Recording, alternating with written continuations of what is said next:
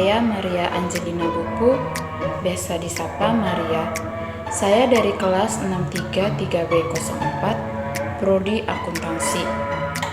Di sini saya akan mempresentasikan tentang narkoba, ancaman serius bagi generasi masa depan sebagai pemenuhan tugas mata kuliah karakter building untuk nilai pengganti UAS.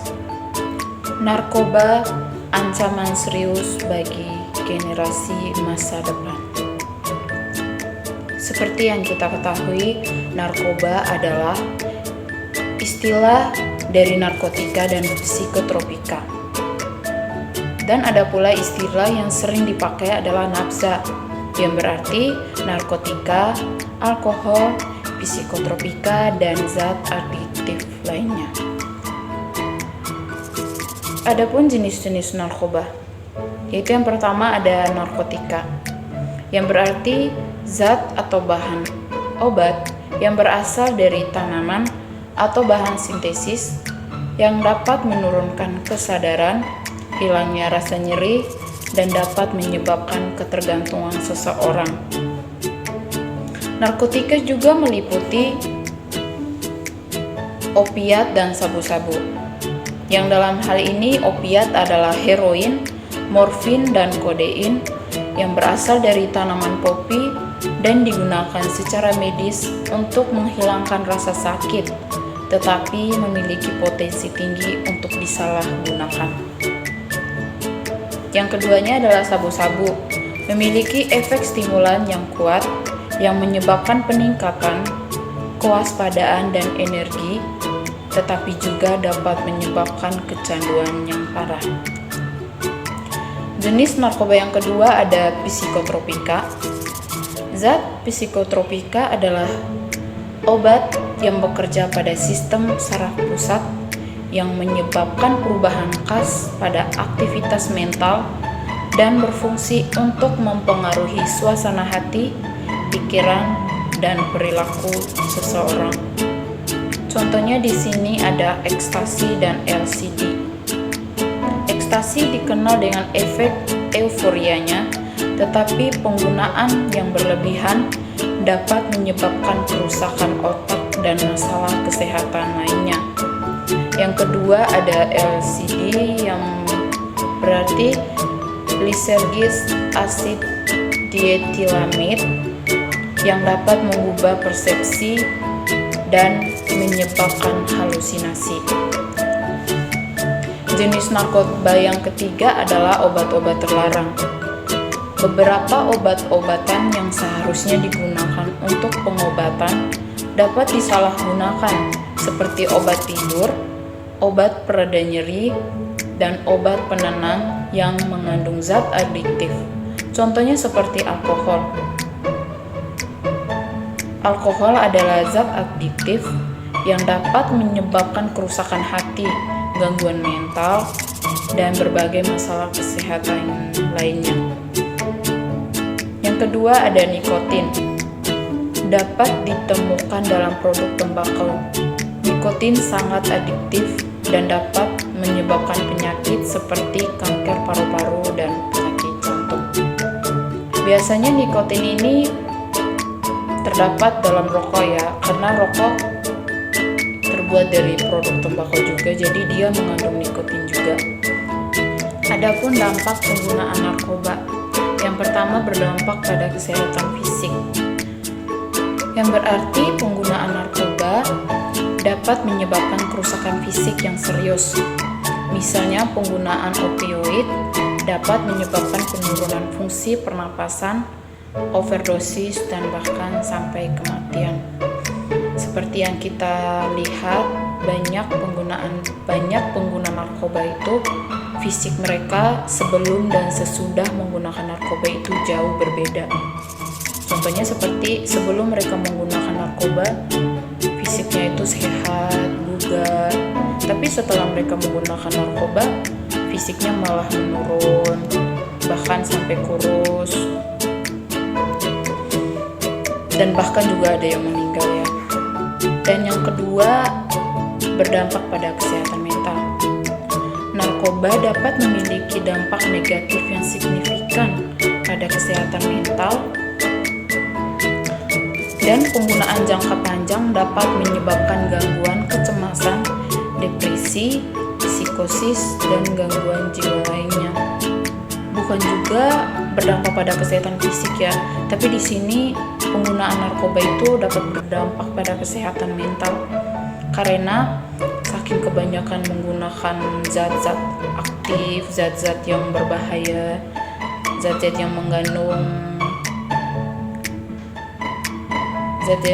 nikotin yang menyebabkan kita berhalusinasi yang terlalu tinggi, jadinya depresi dan mendapatkan gangguan kecemasan, serta ada yang gila. Yang ketiga, ada ketergantungan dan penyalahgunaan. Banyak narkoba memiliki potensi adiktif yang kuat, sehingga pengguna dapat menjadi tergantung dan sulit untuk berhenti menggunakannya. Jadi contohnya ini seperti candu ya, seperti kita yang misalnya saya suka minum kopi ya. Jadi semakin sering saya meminum kopi, jadinya saya semakin suka, semakin tertarik untuk meminumnya lagi, jadi saya candu. Nah, seperti pengguna narkoba juga, semakin mereka menggunakan narkoba, semakin juga mereka merasa tergantung pada narkoba juga. Yang keempat, ada gangguan sosial dan ekonomi. Penyalahgunaan narkoba dapat merusak hubungan sosial dan mempengaruhi produktivitas dan kinerja seseorang di tempat kerja atau sekolah. Ya, otomatis terganggu lah karena adanya zat-zat yang menyebabkan kita berhalusinasi, berasumsi yang lebih-lebih, jadinya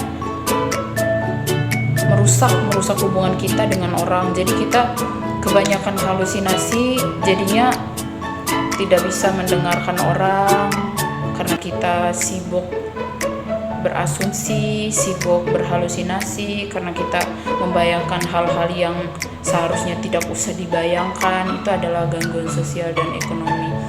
Dan bahkan ada yang menggunakan narkoba sampai diberhentikan kerja dan diceraikan istrinya karena menyalahgunakan narkoba. Kelima, ada risiko kehidupan dan kriminalitas. Penggunaan narkoba ilegal sering melibatkan aktivitas kriminal, termasuk pembelian, penjualan, dan distribusi narkoba ilegal.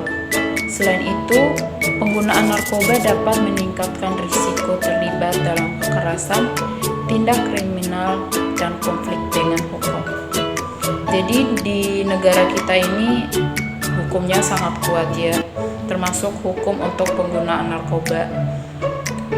Jadi banyak pengguna narkoba itu selain mereka candu, mereka juga ingin mempengaruhi orang-orang agar mencobanya dengan cara walaupun di kita itu ilegal ya, tidak boleh diperjualbelikan, tapi ada saja orang-orang yang tidak bertanggung jawab yang seringkali menjualnya kepada masyarakat yang tidak tahu apa-apa ya.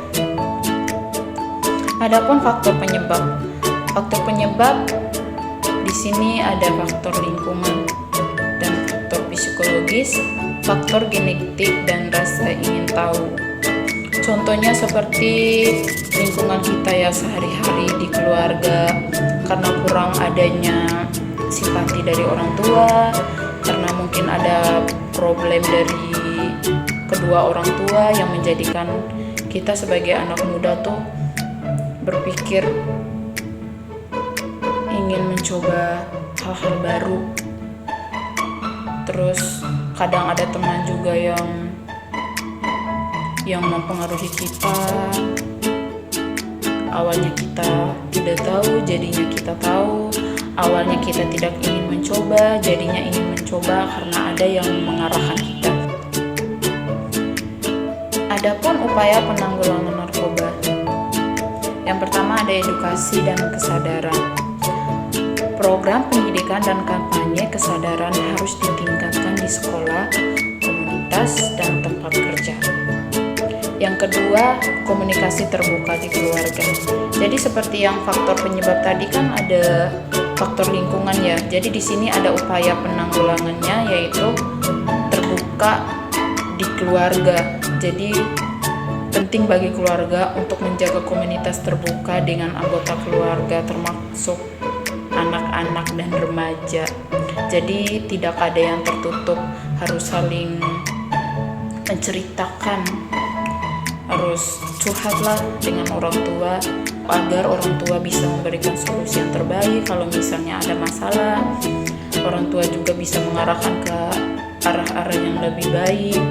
Tapi kalau misalnya anaknya yang susah ya, kalau misalnya susah harus ke psikolog aja biar dia terbuka wawasannya kalau misalnya orang tua sudah tidak bisa menangani anak tersebut ya.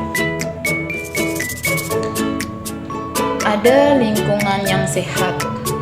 Semua elemen masyarakat harus bekerja sama untuk menciptakan lingkungan yang mendukung dan sehat. Ini termasuk mempromosikan kegiatan positif, olahraga, seni, dan kegiatan sosial yang mengurangi risiko terpapar narkoba. Iya benar. Jadi kita harus melibatkan diri dalam kegiatan-kegiatan positif seperti olahraga, seni, mengikuti seminar, terus kalau tidak mengikuti sosialisasi tentang bahaya narkoba. Terlebih khususnya untuk anak muda yang mengalami masa-masa pubertas ya, yang belum sepenuhnya mengetahui apa yang benar, apa yang harus dia ikuti, apa yang harus dia tolak, apa yang harus dia lewati gitu. Jadi lingkungan sehat juga mempengaruhi upaya penanggulangan narkoba. Dari penjelasan saya dapat disimpulkan bahwa penyalahgunaan narkoba adalah masalah serius yang dapat merusak individu dan masyarakat. Untuk menghadapinya, diperlukan kerjasama antara pemerintah, masyarakat, dan keluarga. Pendidikan yang tepat, penegakan hukum yang tegas, serta layanan rehabilitas yang memadai adalah langkah-langkah yang penting yang harus diambil untuk mencegah dan mengatasi dampak narkoba. Sekian saja dari saya.